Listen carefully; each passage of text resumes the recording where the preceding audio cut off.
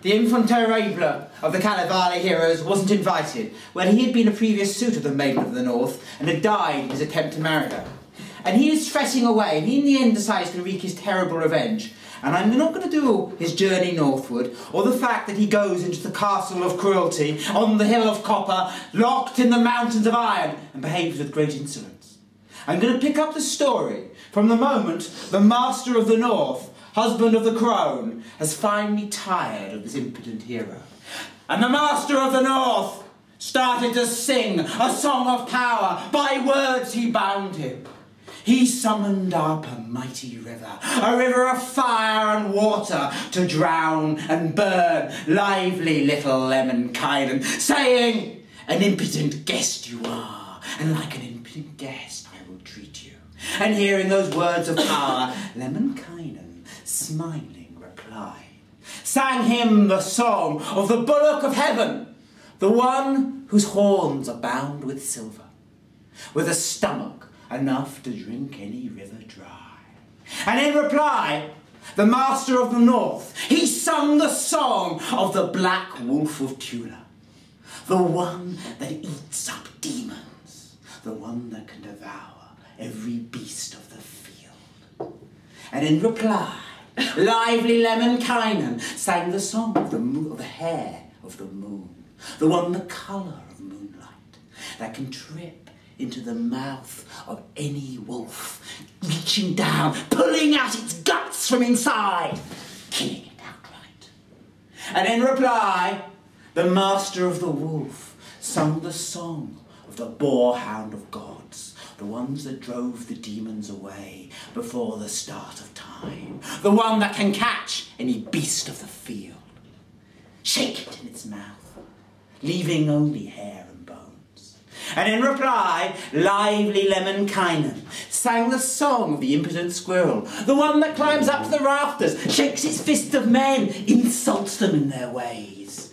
And in reply, the black-browed Master of the North, growing angry, sung the song of the house martin, the one whose talons are made of copper, the one who can take any rodent from the rafters in a single grasp. And then handsome hero Paukawimi, lively Lemankainen, sang the song of the Arctic fox, the one that hides in the rafters and on the walls, and reaches for birds of the air, catching them with its claws, biting off their heads. In reply, smiling now, thinking this was his triumph, the Master of the North sang the song of the rooster of heaven, the one that was as red as the sunset on the shortest day, the one that can peck at any fox, going round it, pecking it again and again, bleeding it dry. And then the smiling Lemankainen sang the song of the nighthawk, the bird that flies from hell, the bird that can devour any other, beak, feather, flesh, gone.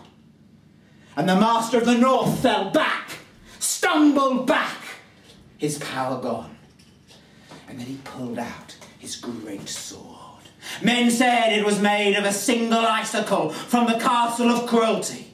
Stronger than steel it was. And he lunged at laughing Lemankainen. With all his might he lunged. Now very mighty was the Master of the North. Time and time again he struck at lively Lemankainen. But Lemankainen had drawn his own bronze sword, and was fleet of foot, and round the Master he went, faster and faster and faster, till he was but a blur, till he was hardly there at all, coming at last behind the dizzying Master, slit his throat, held up his head in triumph, laughing. But his smile, his song froze on his very lips, for all the lights went out in the castle of cruelty, in the hill of copper, on the mountains of iron. It was dark, and then darker yet. And in the blackness, a green light built. And behind him he saw a figure, coming slowly up, the crone of the North. And she said, "From impudent stranger to murder you are in these halls, and these halls will judge you. I summon up by my power 1,000 warriors to hound you, lively little Lemankainen. For 3 years they will hound you, my warriors. With their 1,000 arms they will hound you, and each arm will have 1,000 blades. They will wreak on you a revenge on you and all those who shelter you. And so saying, she sang words of creation, words of power, more powerful than anything Lemankainen could sing. And he stood there riveted to the spot as the very walls of the castle of cruelty turned into mighty warriors. And each warrior had in their hand 1,000 blades, and each had 1,000 hands. And when the spell was wrought, and the blue light shone in the eyes of the monsters, the crone turned to Lemankainen and said, "Flee then, my princeling, flee where you will, for my friends will find you." And then Lemankainen, in fear, turned himself into a golden eagle, flew back to the halls of his mother.